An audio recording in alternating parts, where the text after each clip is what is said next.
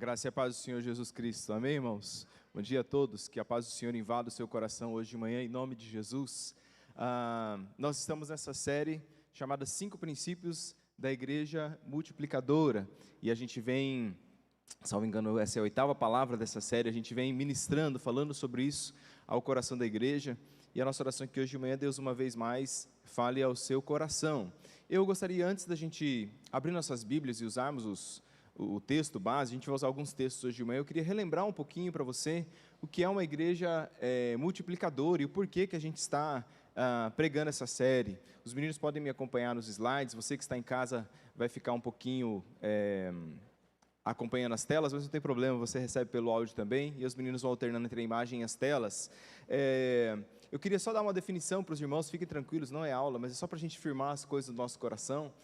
O que é uma igreja multiplicadora, pastor? Igreja multiplicadora, a definição de igreja multiplicadora é uma visão de multiplicação intencional, baseada em 5 princípios bíblicos de crescimento da igreja local, com o objetivo de cumprir a grande comissão. Vamos traduzir isso daí, né?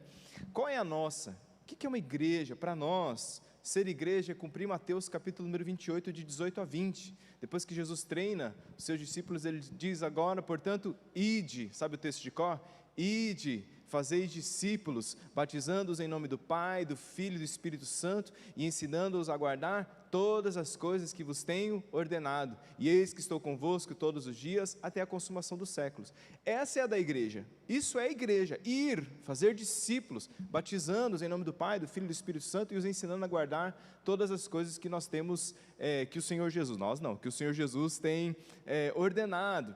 Então, para nós, como que a gente consegue fazer isso? O que é essa visão de igreja multiplicadora? Ela passa então por 5 princípios bíblicos. Que princípios são esses? Esses que estão aí, ó: oração, evangelização discipuladora, formação de líderes, plantação de igrejas, compaixão e graça. Nós já pregamos aqui nessa série sobre oração, sobre evangelização discipuladora, sobre plantação de igrejas, e na semana passada a pastora Angélica começou a pregar com os irmãos sobre formação de líderes, que é onde nós vamos continuar hoje. Mas por que oração? Porque tudo começa com oração. Amém, irmãos? Tudo começa com oração. Oração na vida da igreja primitiva não era um acidente. Oração não era uma coisa que eles faziam quando eles não tinham mais recursos. Oração era o estilo de vida da igreja primitiva. Diz a Bíblia, Atos dos Apóstolos vai falar isso muitas vezes, havia constante oração, a igreja do Senhor estava orando. Paulo vai falar tanto sobre isso. Então, a oração é esse fundamento, tudo começa com a oração. Uma igreja que não ora é uma igreja onde não há poder de Deus. Eu ouso dizer isso para os irmãos hoje. O poder de Deus se manifesta na vida de uma igreja através de uma vida de oração. Evangelização discipuladora, você vê claramente que os discípulos compartilhavam o evangelho o tempo inteiro, e eles estavam o quê? No compartilhar o evangelho, fazendo discípulos, aquilo que Jesus disse, vão, façam discípulos, e a gente faz discípulos quando a gente compartilha o evangelho, e quando a gente evangeliza essas pessoas de uma maneira a torná-los discípulos do Senhor Jesus. A formação de líderes, que é o que nós vamos, pode deixar a tela, lindão, que é o que eu vou partilhar com os irmãos hoje de manhã. Você vai perceber que há um claro movimento na igreja primitiva de sempre formar novos líderes. Vou tentar dizer isso assim para os irmãos hoje. Talvez a formação de líderes seja a chave para uma influência maior do evangelho no nosso meio, para que o evangelho ganhe proporções maiores na nossa cidade, na nossa comunidade, e para que ele consiga passar de geração em geração. Vamos falar sobre isso. Plantação de igrejas.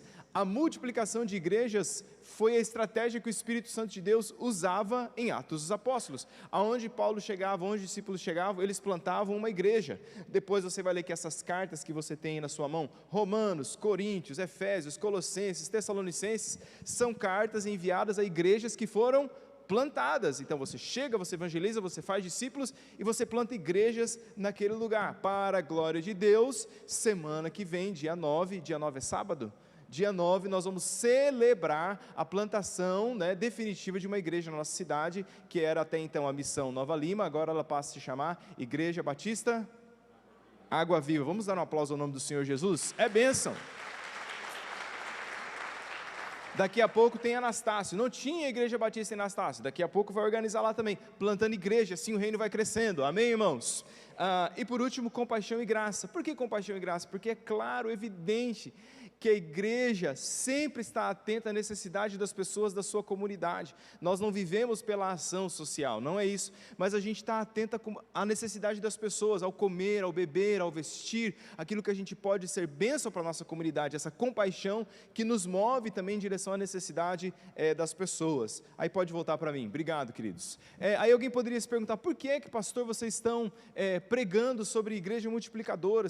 A gente está ensinando isso, mas muito mais do que isso. Nessa série, e essa série está toda na nossa playlist lá do canal do YouTube, você vai lá no nosso canal, tem uma playlist sobre igreja multiplicadora, nós estamos, irmãos, aqui, descortinando o nosso coração para vocês. Se vocês perguntar qual é a dos pastores da igreja, assista a série Igreja Multiplicadora. O que eles pensam sobre o reino, o que eles pensam sobre a igreja, para onde nós estamos indo. Nós estamos abrindo nosso coração e falando, é assim que nós pensamos, é assim que nós queremos fazer. Então, quando você nos ouve aqui pregando essa série sobre a Igreja Multiplicadora, nós estamos respondendo para você, por que a gente faz o que faz, e por que a gente não faz o que a gente não faz, entendeu? Por que faz assim? Olha para os princípios que a gente acredita. Por que não faz assim? Olha para os princípios que a gente acredita. E isso vai respondendo para o coração da comunidade a pergunta de para onde estamos indo? Para onde nós estamos indo como igreja? E mais, como nós vamos chegar lá? Então nós queremos ser uma igreja multiplicadora. Amém, irmãos? E como a gente chega lá? Oração, evangelização discipuladora, formação de líderes, compaixão e graça. É assim que a gente vai ministrando isso ao coração das pessoas, através desses princípios bíblicos. Então, é muito importante que você entenda e perceba que nós estamos investindo um tempo, passando para frente a visão que queima no nosso coração, e o que nos deixa muito, muito felizes, momento denominacional aqui, tá bom? Não sei se você sabe, nós somos uma igreja batista da Convenção Batista Brasileira. Quem sabia dessa informação? Quem não sabia dessa informação? Todo mundo sabia, culto da manhã, louvado seja o nome do Senhor Jesus, não é? E por muito tempo, a Convenção Batista, talvez em algum momento nossa maneira de se governança, como ela é autônoma, né, as igrejas iam tomando aí os seus caminhos, e a gente via uns negócios esquisitos, e a Junta de Missões Nacionais, a Convenção, botou os seus joelhos no chão, chamou os seus líderes, conversou, fez grupos de pensamento com os pastores, e chegaram a esse material, chegaram a essa maneira, vamos trabalhar com a igreja multiplicadora. Então, para você que assim como eu é batista, você pode descansar o seu coração e falar assim, louvado seja Deus, nós estamos caminhando pelos princípios da palavra. Amém, queridos? Muito bem, dito isto, e vamos abrir nossa Bíblia em Êxodo, capítulo número 18, fiquem tranquilos, a palavra não será longa hoje de manhã. Quero somente reforçar algumas coisas com os irmãos sobre formação de líderes. Hoje nós estamos pregando o quarto princípio, formação de líderes, parte 2, a vingança, o retorno, a revanche. Êxodo, capítulo número 18, a partir do versículo de número 21, diz assim: ensina-lhes os estatutos, vou ler um pouquinho antes, ensina a eles os estatutos e as leis, e faz-lhes saber o caminho que devem andar e a obra que devem fazer. Procura dentre o povo homens capazes, tementes a Deus, homens de verdade, que aborreçam a avareza, põe-nos sobre eles por chefes de 1000, chefes de 100, chefes de 50 e chefes de 10. Vamos orar? Senhor Jesus, fala no nosso coração hoje de manhã, pela Tua glória e para a Tua honra, e que o Senhor coloque em nosso coração um ardor, uma vontade, um desejo santo, movido pelo Teu Espírito, de vermos mais líderes sendo formados no meio da Tua comunidade, e cada um de nós abrace o compromisso de amar o Teu reino, de trabalhar para a Tua glória e para a Tua honra, em nome de Jesus, amém e amém. Esse texto de Êxodo 11, 18 vai servir de base para nós, a gente vai usar alguns outros, mas só para colocar você no contexto, o povo havia sido liberto do Egito, lembra disso? Então, Moisés liberta o povo do Egito. É isso aí. É isso aí. O povo havia sido liberto do Egito, Moisés havia tirado o povo da escravidão, haviam atravessado o Mar Vermelho, e agora eles então vão se tornar povo dentro do deserto. E aí o que acontece, irmãos? Vamos aqui, isso não está na Bíblia, mas está na Bíblia, mas não está na Bíblia. Aonde tem gente, tem problema. Sim ou não? Sim ou não? só não tem problema no lugar onde não tem gente. Juntou gente, começa a dar problema. A gente vai ver isso em Atos dos Apóstolos depois. E aí, aquele monte de gente, recém saído do Egito, um monte de causa para resolver. O que acontecia? Moisés acordava, ia lá, abria a porta do comércio, abria a porta do atendimento, 6 horas da manhã, a fila já estava formada quilométrica, e aí ele ficava atendendo o povo das 6 da manhã à meia-noite, e ele não dava conta. Moisés era o pastor, Moisés era o juiz, Moisés era o capelão, Moisés era o conselheiro, Moisés apresentava as crianças, fazia o velório, era tudo ali com ele. E aí Jetro chega um dia para Moisés e fala assim: ô Moisés, você vai morrer, simples assim, você vai morrer e ainda vai matar o povo, porque você está fazendo tudo sozinho. Jetro era pastor de ovelhas, ele tinha experiência sobre lidar com rebanhos. E aí o que ele diz para Moisés? Escolhe chefes, homens de verdade, homens fiéis, e escolhe gente que vai ser chefe de 1000, chefe de 100, chefe de 50, chefe de 10, divide a carga, e assim você vai viver, o povo vai viver, vai ser melhor para todo mundo. Você vai ver que Moisés acolhe esse conselho de Jetro, e ele então segue essa orientação, e a partir daquele momento, então, o povo começa a ser melhor cuidado, melhor pastoreado, melhor orientado, e Moisés vai cumprir ali todo esse trajeto, esse processo de Deus na sua vida, e vai se tornar, talvez, o grande líder do Antigo Testamento, o maior profeta do Antigo Testamento. Então, ele foi orientado por Jetro, o quê? Moisés, treine líderes. Moisés, não faça tudo sozinho, treine gente, tem gente boa aí no meio do povo que você tem que treinar, e se líderes forem treinados, então as coisas no meio do povo de Deus vão poder acontecer. E quando você lê a Bíblia com calma, você vai ver que por várias vezes as pessoas foram treinando líderes. Acho que eu coloquei uma tela sobre isso. Você vai ver gente que treinou líder. Moisés treinou líderes, é óbvio, tem o texto que nós lemos. Jesus, que é o nosso grande modelo, treinou líderes. Irmãos, Jesus, o Filho de Deus, vem à terra, e aí, ao invés dele andar com uma multidão, e aqui é muito importante, Jesus não andava com uma multidão. Não, pastor, não, a multidão andava atrás de Jesus. Jesus andava com discípulos.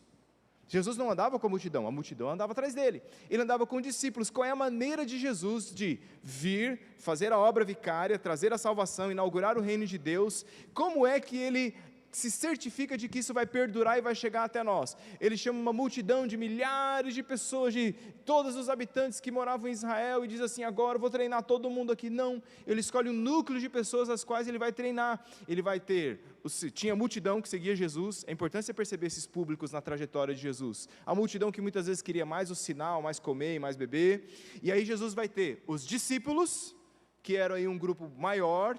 Tanto é que quando você lê na Bíblia lá, Jesus enviou os 70, que 70 são esses, pastor? São os discípulos, mandou de 2 em 2, e dos discípulos ele tem um outro grupo, que são os 12 apóstolos, e dos 12 apóstolos ele tem um outro grupo, de 3, Pedro, Tiago e João, no barquinho, no mar da Galileia, não é isso?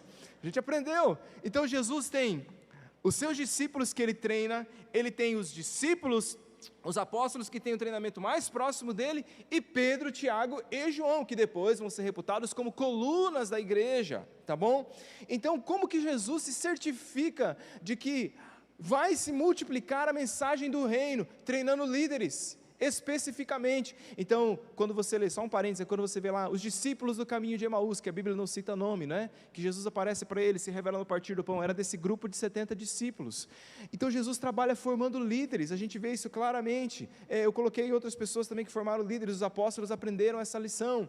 Atos capítulo de número 6, você vai ver que os discípulos começam a crescer, aumenta o número de discípulos, e como eu expliquei para você, aonde tem gente, tem problema. Leia Atos capítulo número 6, começou a aumentar o número de discípulos, os helenistas já vieram e falaram: as viúvas deles estão sendo melhor tratadas que as nossas, não está certo, já tem rolo, já tem problema. E aí os apóstolos, ao invés de falar, então vamos fazer isso aí também, eles falam: não, peraí, a gente tem que treinar a gente não dá conta de fazer tudo. E aí ele diz: escolha no meio de vocês homens cheios do Espírito Santo, homens cheios de sabedoria, para que sirvam as mesas, para que cuidem do serviço social da igreja. E aí nascem os diáconos, a diaconia, o serviço da diaconia surge aí. E é interessante quando a Bíblia diz que eles escolhem então essas pessoas. A partir do versículo número 5 é extraordinário. Atos 6:5 diz assim: o parecer agradou toda a comunidade. E aí eles começam a listar as pessoas. Elegeram Estevão, homem cheio de fé e do Espírito Santo, Felipe, Prócoro, Nicanor, Timão, Parmenas. Os mais empolgados por futebol vão dizer aqui: Timão, Palmeiras, estava todo mundo aqui, né? Quer dizer, Parmenas, não é Palmeiras. Timão, Parmenas, Nicolau, Prosélito de Antioquia. Versículo 6, apresentaram-nos perante os apóstolos e esses orando lhe impuseram as mãos. Olha o 7, irmãos, o que acontece quando líderes são formados? Atos 6, 7. Crescia a palavra de Deus em Jerusalém e se multiplicava, o que, irmãos? Multiplicava o número dos discípulos. Quando a igreja treina líderes, quando a gente entende que formar líderes é importante, colocar as pessoas para fazer aquilo que Deus as chamou para fazer, então a palavra de Deus cresce, amém?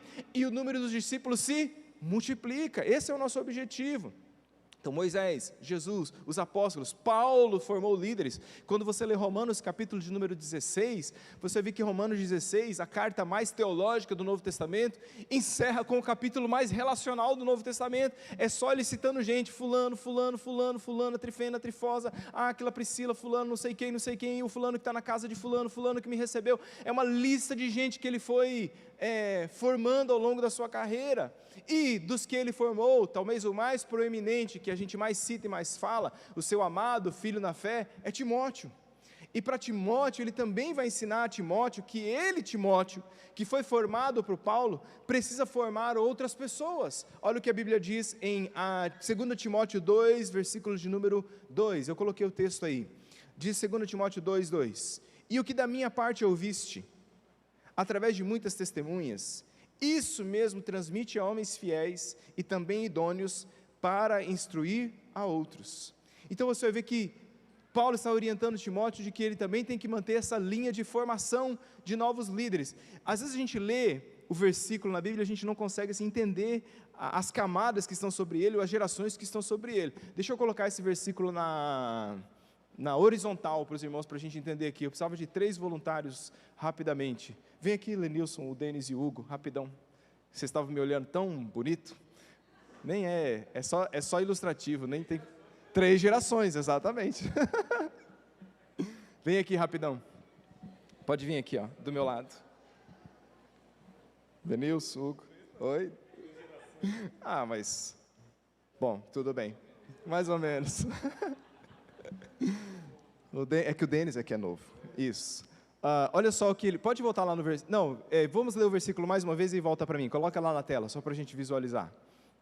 2 Timóteo 2:2. Olha o que a Bíblia está dizendo, irmãos. O que da minha parte ouviste, através de muitas testemunhas, isso mesmo transmite a homens fiéis e também idôneos para instruir a outros. Volta a imagem para cá, a pessoa em casa poder acompanhar também. Então, quem está escrevendo? Quem está escrevendo é Paulo, certo? Eu nem estou me achando, eu sou Paulo na ilustração de hoje. Então, Paulo está dizendo para Timóteo, que era um jovem pastor, não é bem o caso do Lenilson, mas... com certeza. Ele está dizendo, Timóteo, eu estou escrevendo para você, o que da minha parte você ouviu, então a gente tem 2 gerações, percebe? Paulo está dizendo para Timóteo, o que da minha parte você ouviu, isso que eu passei para você, o que ele vai dizer para Timóteo fazer, irmãos? Transmite para homens fiéis, estou te dando uma moral, hein, hoje. Homens fiéis, homens idôneos. Então, Paulo instrui a Timóteo que aquilo que ele recebeu dele seja passado para homens fiéis e que esses homens fiéis, esses homens idôneos, passem para outros, os outros, não é? Então, que outros são esses? Que outros são esses, irmãos? Paulo é um homem fiel e idôneo? Timóteo é um homem fiel e idôneo? Paulo mandou Timóteo passar a mensagem para quem? Para homens fiéis e idôneos. E esses homens fiéis e idôneos deveriam passar para quem? Para outros fiéis e idôneos. E esses outros, o que é que eles devem fazer? Passar para outros fiéis e idôneos. E esses outros fiéis e idôneos, o que é que eles devem fazer? Passar para outros, que vão passar para outros, e que vão passar para outros. Começou lá em Paulo. Vocês são... Rapidinho. Maravilhoso, vou chamar sempre vocês. Começou lá em Paulo, começou em Jesus, que encontra Paulo, que encontra Timóteo, que encontra homens fiéis e idôneos, que encontra outros. Adivinha quem são os outros de hoje? Nós, chegou em nós, irmãos. Obrigado, extraordinário. Chegou em nós, porque homens olharam para outros homens e disseram, vamos passar a mensagem para frente, homens fiéis e idôneos. A gente precisa, quando a gente fala de formar líderes, a gente está falando de se certificar que o bastão da fé vai ser passado para a nova geração. O pastor Márcio, quando pregou a primeira palavra dessa série, se você olhar lá no nosso canal do YouTube, você pode ver, ele começa com a pergunta dizendo, e se a nossa geração falhar em passar o evangelho para frente? E se uma geração falha em passar o evangelho para frente? E se o evangelho se clericariza? Em que sentido? Se a gente só torna o evangelho do clero, se é só o pastor que faz, se é só o líder contratado que faz, que foi o que aconteceu na Europa, um evangelho que foi se clericalizando, só o ministro fazia, só o bispo fazia, só não sei o que lá fazia, o que aconteceu com a igreja na Europa? Não o evangelho, porque o evangelho nunca morre, mas as grandes igrejas da Europa hoje têm 30, 40, 50 pessoas, a gente precisa se certificar de que a gente vai passar o bastão para outros homens fiéis e idôneos, e que eles vão passar o bastão para outros homens fiéis e idôneos, e isso não é por osmose, digamos assim, é intencional, eu preciso me multiplicar na vida de outra pessoa, treinar a vida de outra pessoa, é uma corrida de bastão, se a gente pode dizer, um revezamento 4%, está aqui, eu entreguei para você, eu acredito que você pode levar para frente, eu te treinei e agora levo.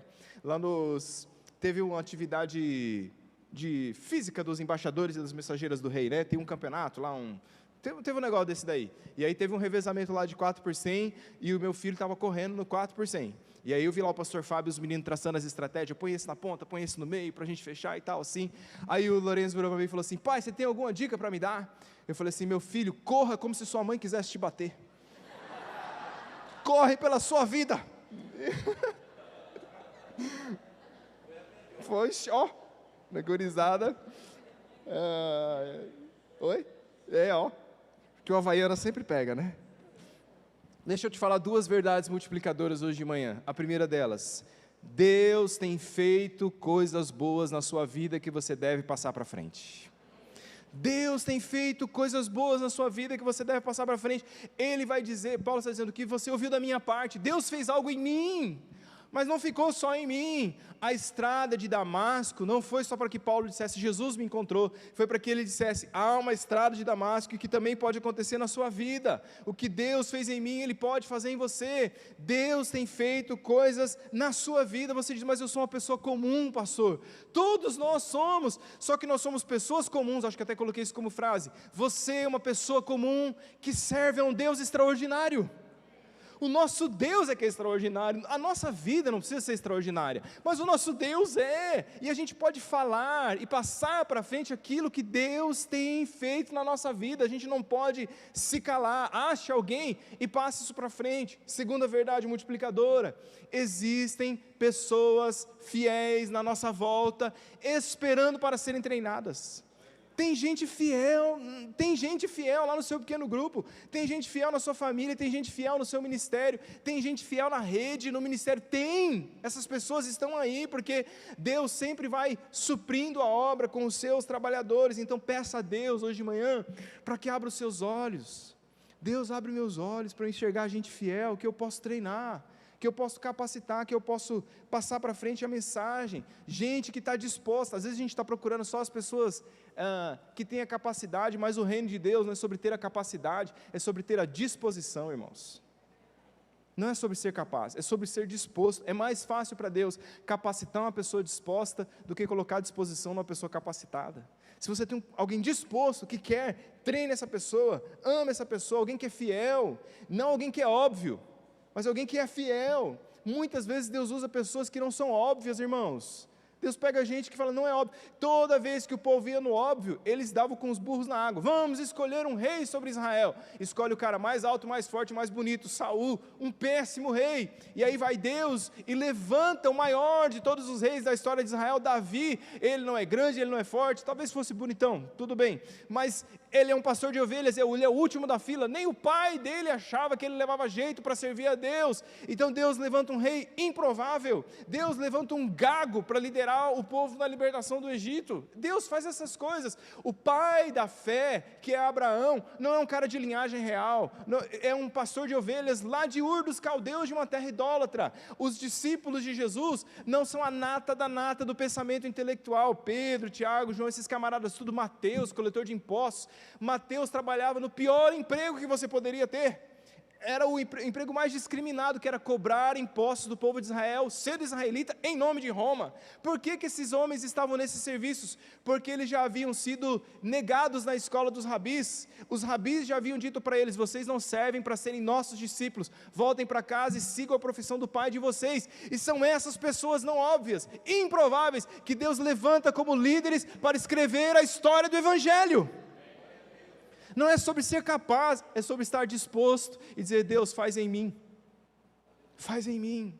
E é sobre acreditar que existe gente no nosso meio que está disposta e que a gente pode treinar. Deus, irmãos, Deus é grande o suficiente para usar os fracos e os humildes, a fim de que Ele revele a sua glória e o seu poder. Deus é grande o suficiente para usar vasos de barro, para colocar a sua glória em vasos de barro, que não tem valor nenhum em si mesmo, e que o seu único valor é a glória de Deus depositada na sua vida. Então a gente tem que acreditar, de verdade, que Deus tem feito coisas boas em nós, e que a gente pode passar para frente, de que existe gente fiel, gente idônea à nossa volta, e que eles estão esperando alguém que diga: cola em mim, anda comigo, eu vou treinar você, eu vou te ensinar, nós vamos caminhar juntos. Paulo estava ministrando em seu coração de Timóteo, já desde a carta que ele escreveu aos Efésios, porque Timóteo era o pastor da igreja de Éfeso, e quando ele escreve a carta aos Efésios, ele faz uma declaração extraordinária sobre qual é a importância dos santos se levantarem como líderes no reino de Deus e cumprirem a obra do ministério. Isso está em Efésios capítulo número 4, 11 e 12, pode projetar o texto por gentileza. Diz assim a palavra do Senhor: Ele mesmo concedeu uns para apóstolos, outros para profetas. Está vendo, Denis, os outros? Isso.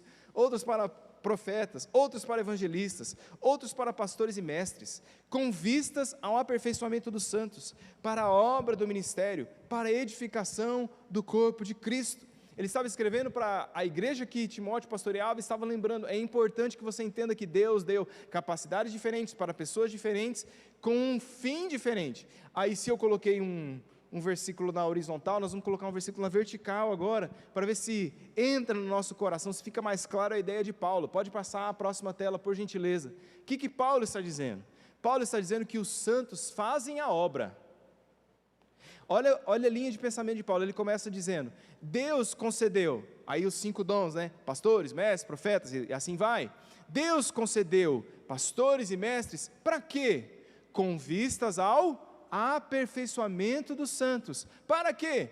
Para a obra do ministério. Para quê? Para a edificação do corpo de Cristo. E a palavra edificação aí está num contexto de crescimento, de multiplicação, é uma das ideias do termo grego. Então vamos lá. Por que é que Deus dá pastores e mestres, irmãos? Para quê? Deixa a tela, meu querido, para a gente colar. Isso.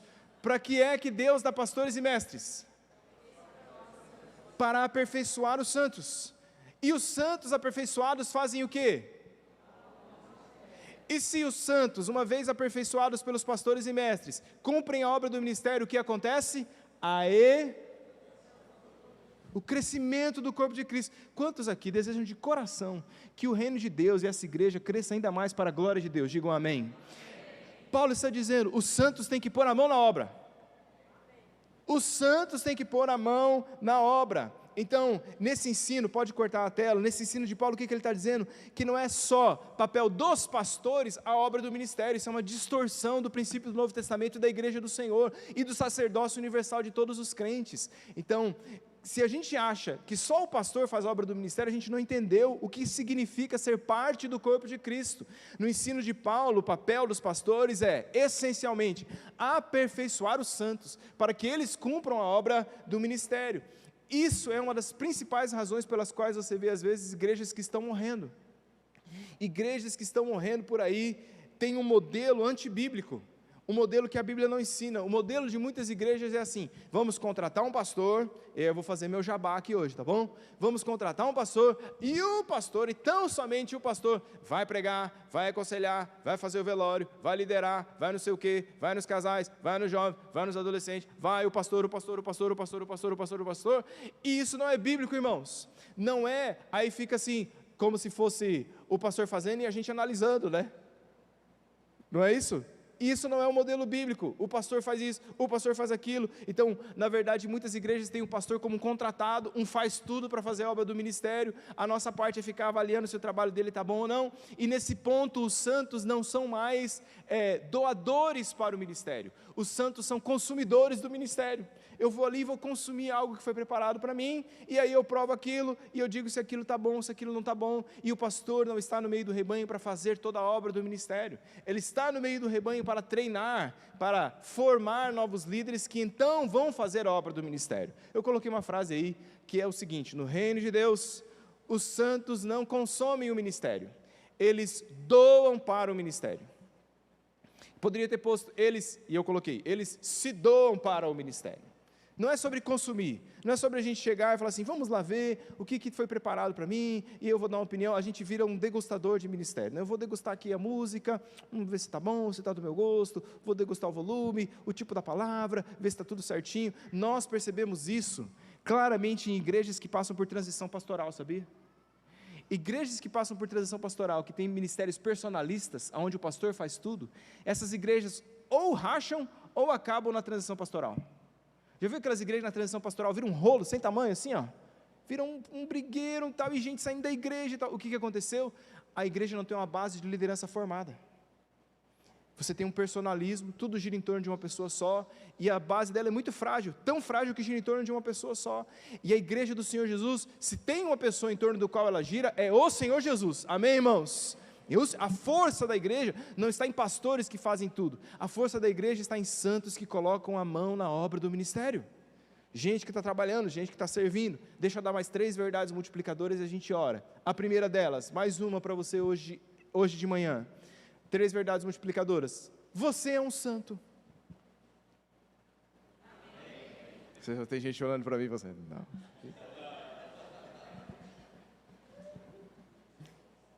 Você é um santo. Irmãos, Paulo está dizendo no versículo número 12, com vistas ao aperfeiçoamento dos santos. O que é um santo na linguagem de Paulo? Bom, deixa eu, só para que você entenda, qual é a nossa versão à palavra santo? A maioria de nós talvez tenha uma formação católica. Nosso país, por muito tempo, teve uma grande maioria católica, ainda é. Mas então, para nós, o santo era o santo católico.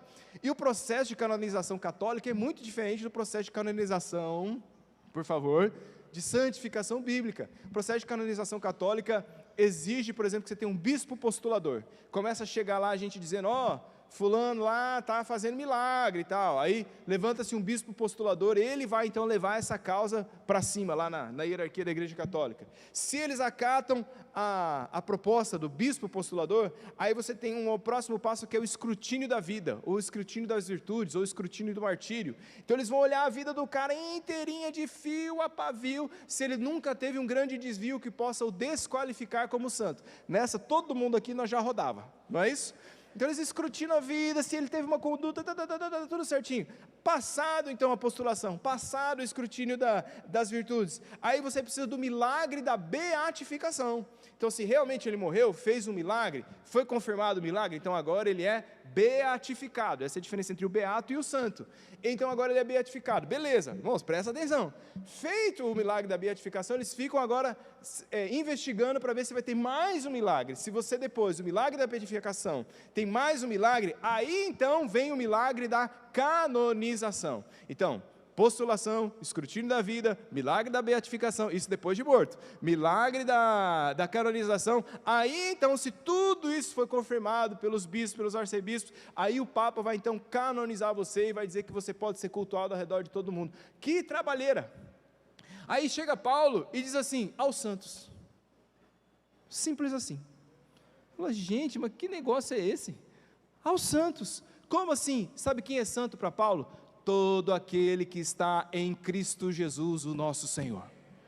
Você está em Cristo Jesus? É santo. Quem aqui está em Cristo Jesus? Aleluia. Pode dizer a pessoa que está do seu lado, faz tempo que a gente não faz isso. Que alegria sentar do lado de um santo, hein? Eita, nós, hein? Bate uma foto dessa pessoa aí.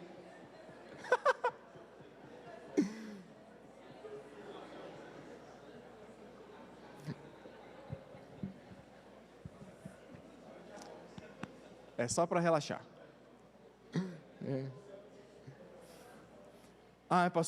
Pastor, eu acho que não. Acho que não, acho que não. Então você revisa essa sua vidinha torta aí. Para Paulo, o santo é quem está em Cristo Jesus. É a nossa. Lembra quando ele escreve em 2 Coríntios 5,17? Se alguém está em Cristo, nova criatura é, as coisas velhas passaram e tudo se fez novo. Então o santo não é mais alguém que não erra, mas é alguém que agora está em Cristo Jesus. Ele tem uma nova natureza, ele foi santificado. Paulo gostava dessa linguagem, ele vai escrever isso aos Coríntios, ele vai escrever isso aos Éfesos, ele vai escrever isso nas suas cartas. Aos Coríntios ele chega a dizer assim: aos santos chamados para a santificação. É assim que ele nos trata. Então, o que ele está dizendo? O santo, quando ele é colocado no corpo de Cristo, ele é chamado para o cumprimento da obra do ministério. Isso é uma verdade libertadora para nós, irmãos. Às vezes a gente acha que a gente tem que ter um monte de capacitação, um monte de curso, um monte de coisa, uma história tradicional cristã, 20 anos na igreja, para que a gente possa começar então a querer fazer alguma coisa. Paulo está dizendo: você está em Cristo Jesus, Deus tem um lugar de serviço no corpo dele para você. Você foi santificado pelo seu sangue, e agora você coloca a mão no arado, a mão no trabalho. Versículo de segunda verdade, perdão. Cada santo deve cumprir o ministério dos santos, com vistas ao aperfeiçoamento para a obra do ministério. Quem está em Cristo, irmãos, eu preciso ser claro com você. Quem está em Cristo é chamado para a obra do ministério. Se você está em Cristo e há muitos anos você não faz nada na obra do ministério, você precisa urgentemente rever a sua teologia sobre o serviço cristão, de verdade, de verdade. Leia o livro do Bill Hybels sobre voluntariado, o poder do voluntariado, leia. A igreja é forte quando todo mundo coloca as mãos. Nós não fomos chamados para consumir o ministério, nós fomos chamados para nos doarmos ao ministério, irmãos. É a nossa função. A palavra aí, quando ele diz obra, é ergon, que quer dizer ocupação, trabalho. Ministério é diaconia, que é serviço. Esse é o sentido de diácono, serviço. Então, o que ele está dizendo? Os santos, eles estão ocupados no serviço. Não é só fazer o serviço, mas tem que ter algo na minha vida em que eu me ocupe para o serviço cristão. Por quê? Porque quando eu não estou ocupado no serviço, eu consigo me ocupar criticando aqueles que estão ocupados no serviço. Não é isso? Quem trabalha tem pouco tempo para criticar as coisas, mas quando eu não trabalho, eu, em vez de ser o jogador que entra no campo, eu sou o comentarista da partida, entendeu? Em vez de você entrar lá e jogar, você senta lá e fala assim: eu acho que fulano não bate bem na bola, eu acho que tinha que fazer isso, o técnico que é o pastor tinha que colocar o time mais assim, não sei o que lá, nem sei o que esse cara ainda está fazendo no time, ele é crítico de igreja, sabe assim, vou dar meia estrela Michelin para Memorial só. Ou você não foi chamado para ficar analisando, fazer análise estatística, você foi chamado para, vamos usar a linguagem do futebol, entrar em campo, suar a camisa e dar de você lá dentro. Os santos são chamados para a obra do ministério. Você pode ser policial, enfermeiro, advogado, engenheiro, eletricista, autônomo. Primeiro que isso já é a sua missão de vida, porque Deus usa a nossa missão de vida. Professor, meu Deus, como Deus precisa usar ainda mais professores na nossa geração, amém, queridos? Você que é professor nesses dias, Deus te plantou naquela escola, Ele vai te usar para a glória dEle. Que ele é um ministério, creia nisso em nome de Jesus. Enfermeiros, médicos, gente que Deus planta na sociedade, para que a luz de Cristo irradie. Deus te plantou lá, mas você tem essa missão da sua vida, glória a Deus, mas tem que haver um espaço dedicado no seu coração para o serviço da obra e do ministério. Como eu posso edificar o corpo de Cristo com o dom, com o talento que o Senhor me deu? Terceiro, último, para a gente orar hoje de manhã, o ministério dos santos faz a igreja crescer e se multiplicar. Quantos creem nisso? Digam amém. Olha o que ele diz: para a edificação do corpo de Cristo. É a mesma palavra que é usada para multiplicar. Você vai edificando. Começa uma obra, e aí vai levantando as paredes. O que você está fazendo com aquela parede? Você está edificando. Vai crescendo, vai ampliando. Quando os santos abraçam a causa do ministério, abraçam a obra do ministério de Cristo Jesus, a igreja do Senhor vai crescendo, irmãos. Paulo está encorajando Timóteo a dizer: tem uma grande igreja. Vou falar uma coisa para você: nós não temos medo de ter uma grande igreja. Não temos medo, porque você pode ter uma igreja mal discipulada de 60 pessoas, e você pode ter uma igreja muito bem discipulada de 6.000 pessoas. Depende de como você constrói isso. Se você tem uma igreja de 6.000 pessoas, em que todo mundo está trabalhando, um está discipulando o outro, você vai ter uma grande igreja com todo mundo discipulado para a glória de Deus. Eu creio nisso. Irmãos, igreja primitiva, 120 pessoas, não é assim que ela começa? 120 pessoas. Aí você pega 70 anos depois, a igreja tinha 1 milhão de pessoas. Como que eles fizeram isso? Como que eles fazem esses... Como que a coisa vai dessa forma? Um treinando o outro, um treinando o outro, um treinando o outro, um treinando o outro, um treinando o outro. Deus te chamou, Deus tem feito coisas na sua vida para que você possa treinar pessoas, para que você possa amar pessoas, e acreditar que o bastão da fé está na sua mão e que tem uma parte que você pode fazer. Quero ler o texto e ministrar algo no seu coração e nós oramos. Olha o que diz Efésios capítulo 4, de 13 a 16, é a sequência desse texto da edificação. Ele diz assim: até que todos cheguemos à unidade da fé, e do pleno conhecimento do Filho de Deus. Ô irmãos, vamos ler esse texto aqui, abra na sua Bíblia, vai, vamos ler esse texto, e pedir a Ele que Ele seja a verdade da Igreja Batista Memorial, amém irmãos? Efésios 4, versículo número 13, vamos ler esse texto como uma oração, pedindo ao Senhor que seja a verdade da Igreja Batista Memorial. Efésios 4, 13, vamos orar esse texto, eu vou ler na minha versão, você pode ler na sua, não tem problema.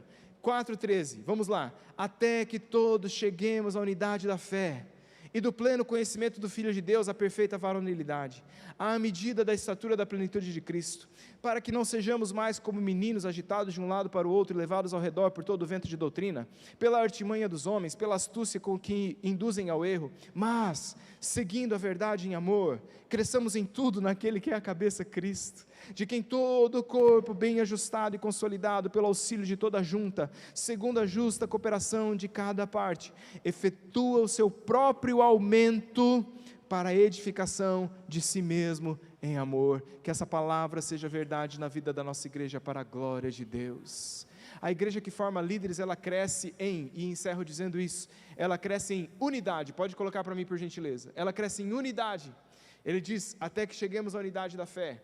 Ela cresce em maturidade, até que cheguemos à plenitude de Cristo. Ela cresce em estabilidade, para que não sejamos mais como meninos levados de um lado para o outro. Ela cresce em amor, seguindo a verdade em amor. E ela cresce em vitalidade, segundo a justa cooperação de cada parte, pela qual efetua o seu próprio crescimento. Irmãos, vamos crescer, vamos multiplicar, vamos ganhar pessoas para Jesus, para a glória de Deus, e vamos viver grandes coisas no reino do Senhor. Quantos creem nisso? Digam amém. Dê um aplauso ao Senhor no seu lugar, fique em pé em nome de Jesus, vamos orar nessa manhã, feche os seus olhos.